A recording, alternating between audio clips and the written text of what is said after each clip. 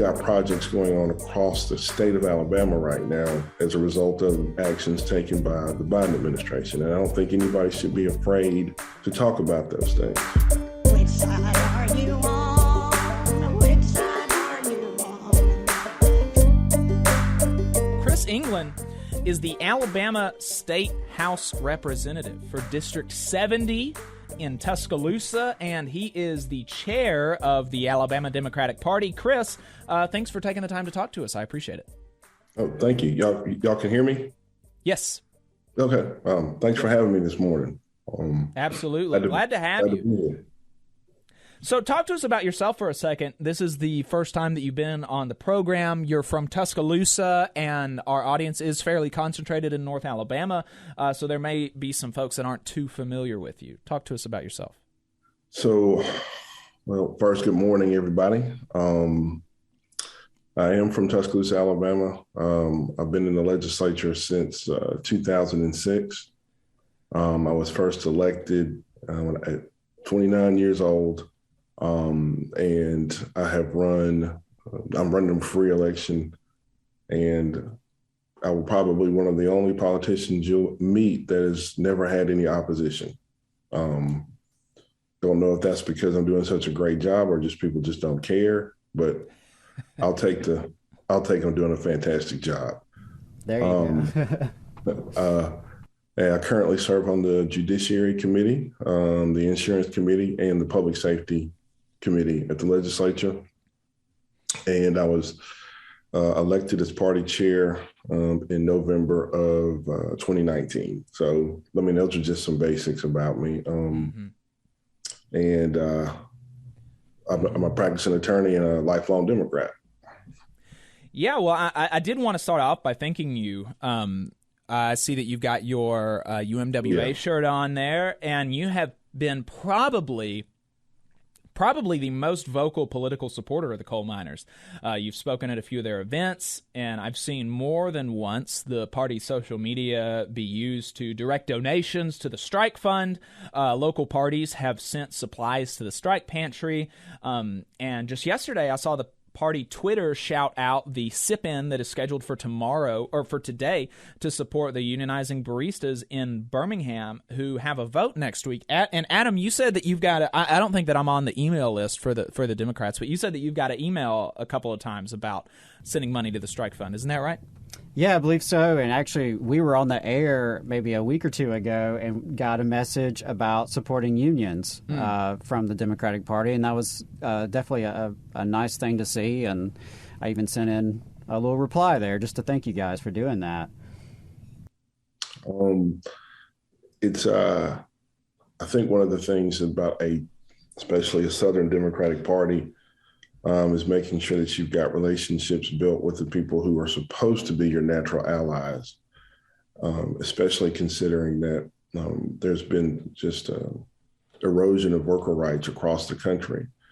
That to that end, you've seen many organizations, companies, businesses, and one of the things I'm proud to see is that people are starting to kind of stand up and fight back a little bit and trying to organize. You see efforts in Amazon and Bessemer. We were supportive of those, and Starbucks, and also over in Brookwood. And to be honest with you, some of the folks over in Brookwood are people I've known my entire life, and it just doesn't make sense to me to see people that sacrificed pay, their health, and many other things to keep a company open that now can't expect the same in return. It's really ridiculous to me. And what's even more ridiculous is that we don't have every one of our elected officials, on both sides, speaking out against a out-of-state hedge fund operator that is basically made it clear that they've got the resources, they can pay, they can compromise, but they much rather break the strike and break the union, which to me is wrong. And I think we should have more people speaking out and more people in support of the folks that aren't working right now. I mean, when you have BlackRock, the world's largest private equity firm, telling Warrior Met, okay, it's time to settle. You're losing profits because of your obstinance here. I think that I think that it seems like it should be an easy thing for politicians, like you said, on either side to support, and you're not seeing it. One of the stations, we're on a few different stations, but one of the stations that we're on is WVNN. It's a conservative talk radio station.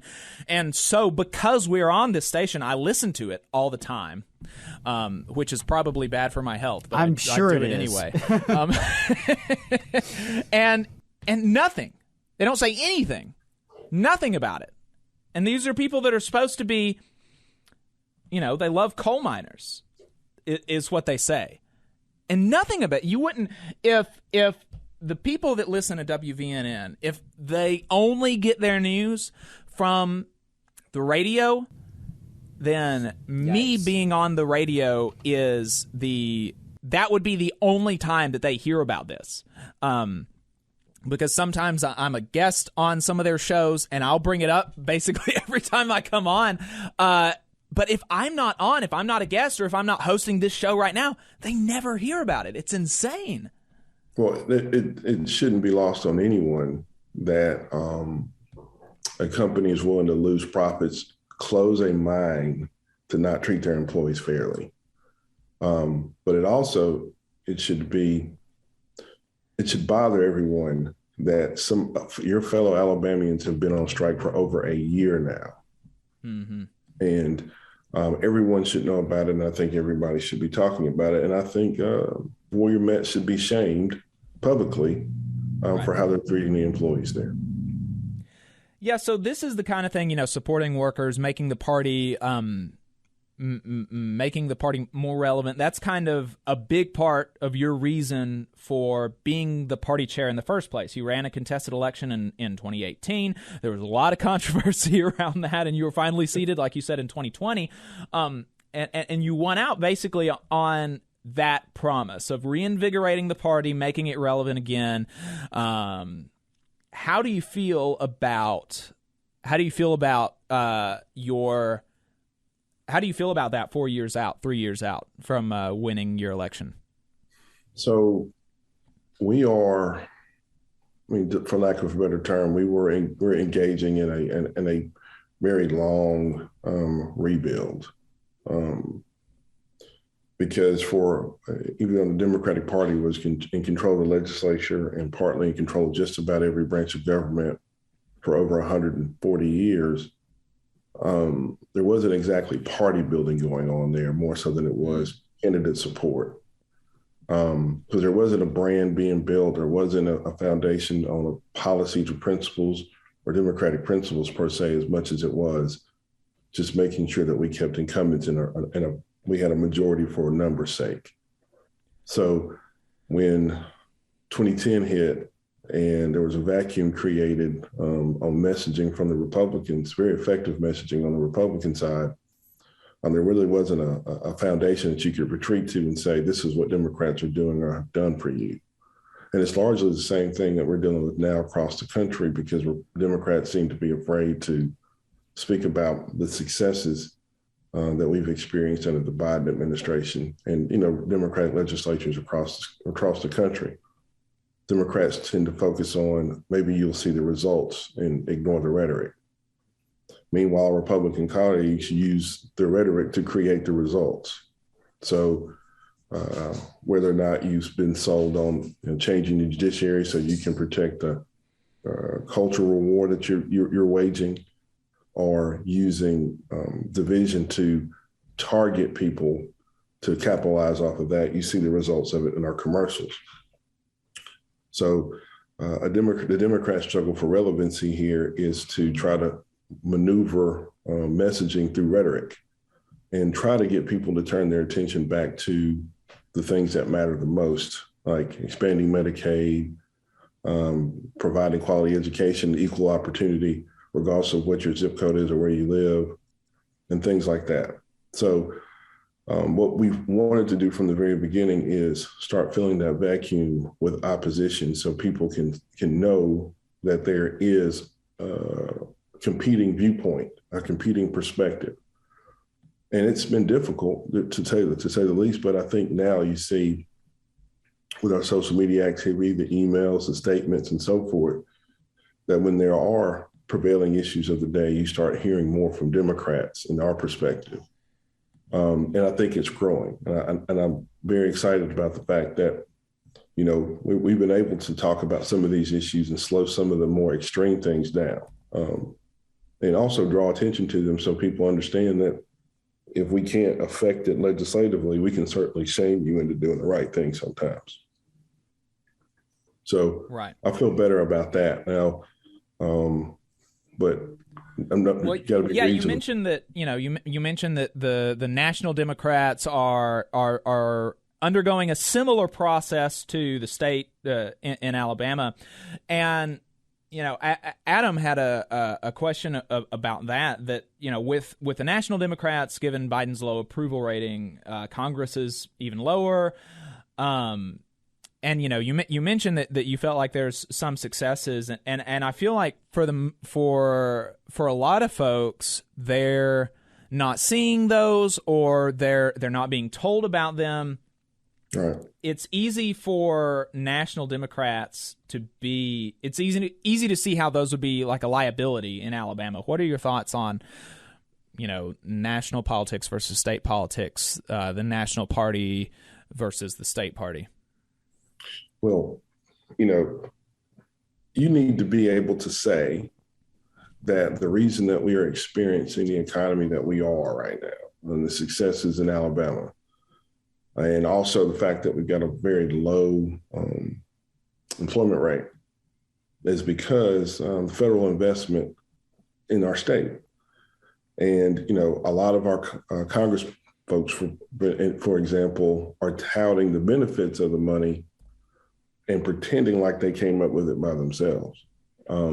Democrats in the Biden administration, if you've got projects going on across the state of Alabama right now that are being directly paid for by the federal government as a result of actions taken by the Biden administration. And I don't think anybody should be afraid to talk about those things. But at the same time, because we're in such a dramatic superminority, and the numbers indicate that Republicans, this is a bright red state, oftentimes the messaging betrays the mission that we have here in Alabama in terms of how we communicate with our folks.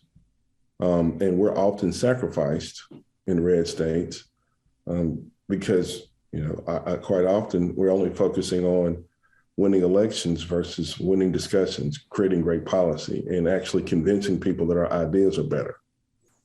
To that end, we are often sacrificed to the point where, there's not any real attention paid to states like Mississippi and Alabama, but the abortion statute that is essentially going to overturn Roe v. Wade based on all we're seeing came from Mississippi. So we ignore our plight here in southern and red states to our own demise. So the recent DNC with Jamie Harrison's election has provided some support, more than I think we've seen in the past. But I mean, there's a lot more work to be done. There's a lot more resources necessary for us to begin breaking the Republican supermajority here and start actually competing statewide. Adam? Well, yeah, I think on that question, let's just start there. The GOP currently controls all of state government. They have, as you mentioned, a supermajority in the legislature. They control most of our local governments. They dominate the airwaves. They have their own press, like Yellowhammer, 1819. They have their own think tanks, which can, of course, get in the press whenever they want and get in front of legislators. And while we don't talk about it as much, there's a network of churches, frankly, that reinforce their message every Sunday. And on the flip side, you have Democrats who are proposing policies such as some of the ones you've mentioned today, Medicaid expansion, legalizing gambling in the lottery, legalizing marijuana. These are things that would objectively improve quality of life in Alabama. I mean, there's just it's there. It's the facts. It would make life better here in this state. But given the far right's just ideological dominance in Alabama, how do Democrats break through that? And I'd love to know kind of what you're thinking so far now that you've had some time as the chair.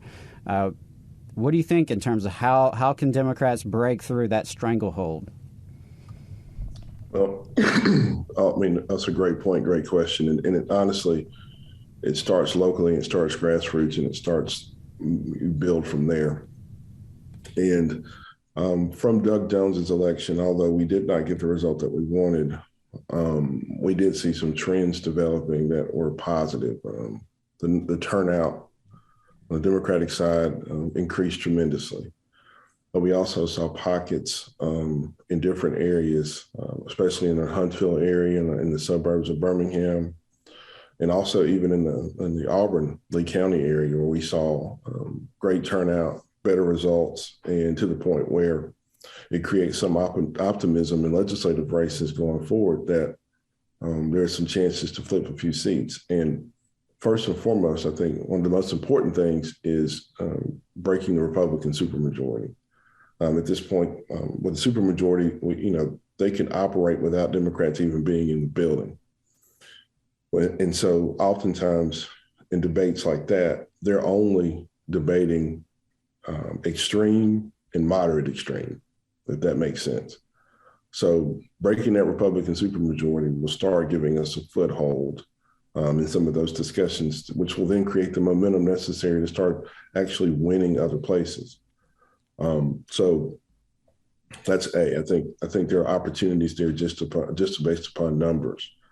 But I think most importantly, though, we just can't be afraid to continue to push back on and point out extremism. We can't be afraid to point out that Republicans at times are most times are not operating in the best interest of their constituents, but operating in the best interest of what continues to get them elected. And those are two completely different things. And it's going to take work. It's going to take investment. It's going to take actual people running for office and not being afraid of potentially losing. Because in this situation, when you're rebuilding from the ground up, winning has to be redefined as not just being successful in an election, but also defining what the debate is, defining the terms of the debate. What's interesting, I'll give you an example of that. When Walt Maddox ran against Kay Ivey, some of the platform positions that he articulated in his campaign were adopted and passed by Kay Ivey in our first couple of sessions, whether it be dealing with what she felt like was a prison problem, or passing a tax for roads and bridges, or coming out in support of a lottery. Those were things that Walt was talking about in his campaign.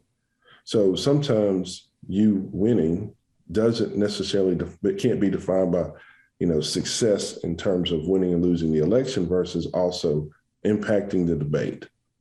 So we've got to be aggressive about that. You cannot be afraid to say that we're Democrats and this is what we stand for. Yeah, I think I really, really agree with you about that. I think that it's important to have the messages out there and to be strident about, what you, and really make a delineation between Republicans and Democrats. I think that that's important, and I don't, it doesn't seem to me that folks are going to get elected as Democrats in Alabama by pretending to be Republicans or being Republican. Like, if they wanted a Republican, they just vote for the Republican. But right. So on the, the idea of framing the debate, do you feel like there is a place for things like messaging bills? One of the things that y'all really fought against in the last legislature, and you were successful, is defeating the Anti-Riot Bill, which would be very harmful for citizens protesting their government and for workers protesting their bosses. And so obviously we were very opposed to that at the Valley Labor Report and in our unions. But it seems to me that perhaps the conversation could have been reoriented if there was introduced, let's say, a constitutional speech bill drafted similarly to the constitutional carry bill, removing the ability for municipalities to stop folks from speaking and protesting, removing the ability for a certain Tuscaloosa County judge to issue injunctions against striking miners, and make Republicans defend that attack on free speech, that attack by a Republican judge on coal miners. And they didn't have to do that. There wasn't a single Republican that was ever asked about or made to answer for the fact that their party was fighting against free speech, their party was fighting against coal miners, and their party was trying to, they just didn't have to answer for that. I think it's a great point. And on various issues, we do, as a House caucus, file legislation in order to try to put them on defense on several issues. But I think that's a fantastic idea. And, maybe you and I can kind of talk offline about how to draft something that would point out the irony in the party that's supposed to be about freedom, passing legislation to stop it. Or to curtail it. And I think, that's a great idea. And I think, you've seen the Democrats especially introducing legislation about voting rights, about guns, about ending some of these ridiculous holidays and people we celebrate that, in attempts to do what you're talking about. And I think to kind of expand that discussion, we do need to introduce legislation that not necessarily responds in kind, but actually points out the hypocrisy and puts forth sound policy where they do have to answer for some of the more extreme positions that they're taking. Yeah, and you also mentioned about breaking the supermajority. I mean, that's definitely got to be the first step. And,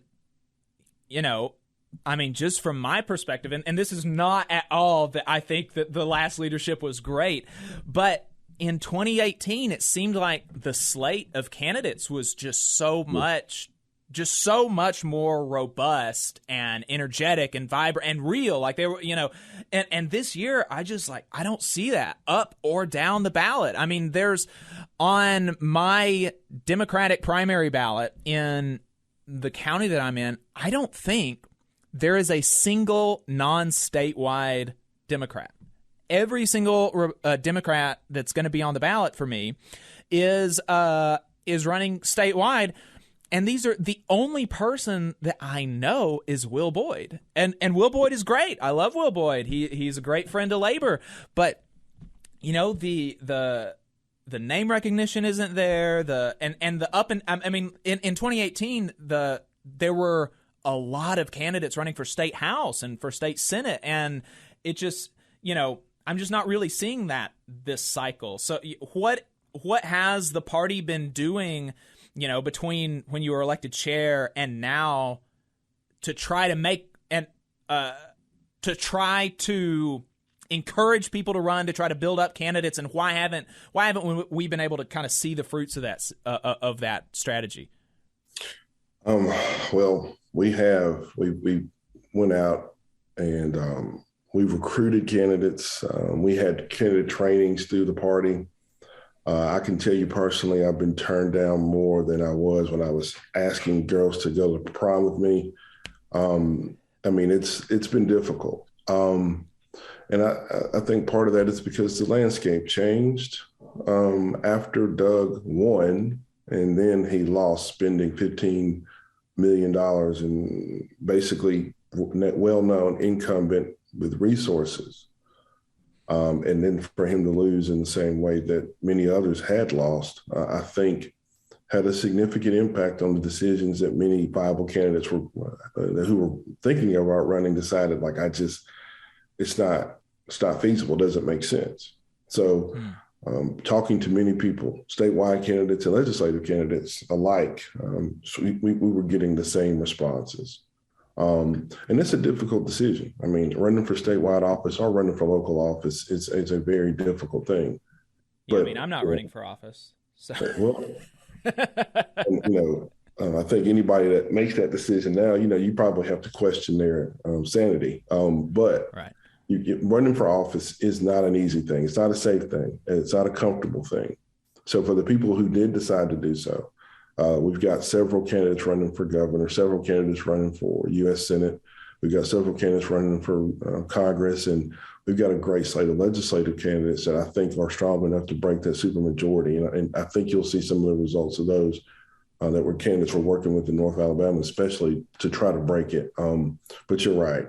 The slate of candidates from 2018 to now has definitely changed. And I think a lot of that is due to the fact that the realities are changing. And I think people are taking that last race that they saw statewide with resources and a well-known candidate, and watching him losing that way certainly suppressed a lot of excitement about whether or not you're going to run. And look, when we took over this office, we were very clear that this is not a 2-year thing or 1-year thing. This is a 10-year rebuild that's going to take breaking the foundation, losing hard, but changing the narrative so we can create more candidates in the future. One of the things that you've done since taking office is drastically increase the staff of the state party. When you took office, there was 1 full-time staffer, I believe, and now there's 14, if my information is right. What are they doing, and how do you feel like that investment has been paying off?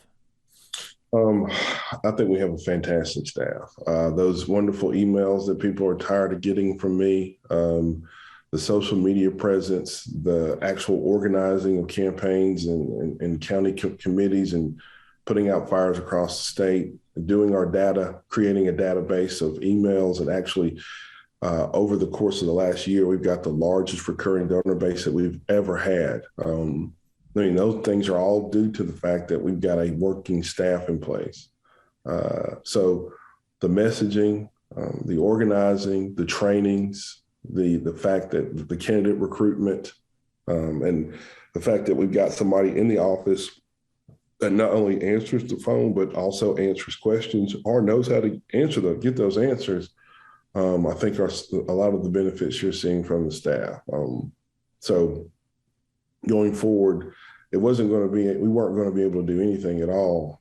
Just having 1 full-time person sitting in the office. It was going to take, like they say, take a village. And we had to get people on the ground to do things like clean up our email database and things like that in order to, again, try to build a foundation for the party to build from. You mentioned the county parties and stuff like that. What are y'all doing to support the rebuilding of county parties? As you know, I think there are some counties where no party exists and hasn't existed for a while. What are y'all doing to kind of revitalize the lower levels of the state party? We're certainly helping many county parties redo their bylaws and reconstitute themselves so they can start meeting. But many people don't know that the county parties are responsible for administering local primaries. So we're trying to make sure that when they have a support system in place when something happens, we're dealing with several issues with that right now. We have a liaison that works with our county parties to try to reorganize them to make sure that they're in compliance and that they're capable of actual helping candidates. And to that end, it's something that we've been working on for months. So we organize monthly county party chair meetings. Obviously, some attend, some don't. But we are, aggressively and actively trying to recreate a 67 county strategy through our county party so our candidates have resources that they can pull from when they're running for office. What is the plan to support candidates who've decided to run this year? What are y'all doing for them? Well, we've already, for the ones that don't have opposition, we've already given them access to Vote Builder, which essentially would cost you thousands of dollars, but the party is giving those candidates, to the best of our ability, a free access to it and to help to manage it. And also logistical support. Several candidates have reached out to us about how to manage a social media campaign, how to fundraise, what they can and can't do, and how to do it. And we provided logistical support to those candidates as well to answer some of the basic questions, also help make connections for those folks. Now, obviously, we don't we can't get involved in a contested primary with multiple Democrats. But if you are running and you don't have Democratic opposition and you're heading to the general, you've got a resource there to help you answer some of the basic questions about what you can and can't do, how to do it, helping you organize, helping you get a social media campaign together, helping you, and we've helped candidates find campaign managers and so forth. So we're just trying to be as much of a resource as possible for candidates that are running. Representative, I wanted to ask on behalf of quite a few listener comments that we've already received this morning, which is that given the lack of candidates in quite a few local races and even in some state races, what would you say to listeners who aren't sure if it's even worth it to participate in the primary next week or maybe even in the general election in November? Well, there are statewide candidates on the ballot for governor, for Senate, and for attorney general and for judge ranks. Now, our Democratic and Secretary of State now are candidates for Secretary of State, Attorney General, and Supreme Court are unopposed. But the ones for governor and U.S. Senate need your support. And I'm pretty sure most of you guys, this is not just a statewide election, it's also a local election. That means county commissioners, sheriffs, and many other local officials are also on your ballot that need your support. So you need to participate in the primary and make sure that not only are you supporting your statewide Democrat of your choice, but also your local county commissioner, your local legislator, because there's a few contested primaries in the Democratic primary on that side. And also get to know those folks because they're going to be the better choice going into November.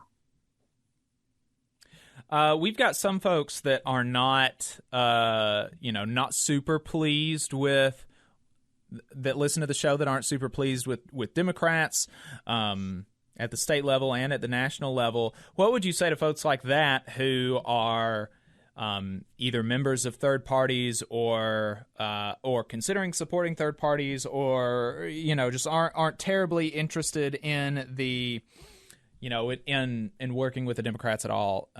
What would you say to folks like that?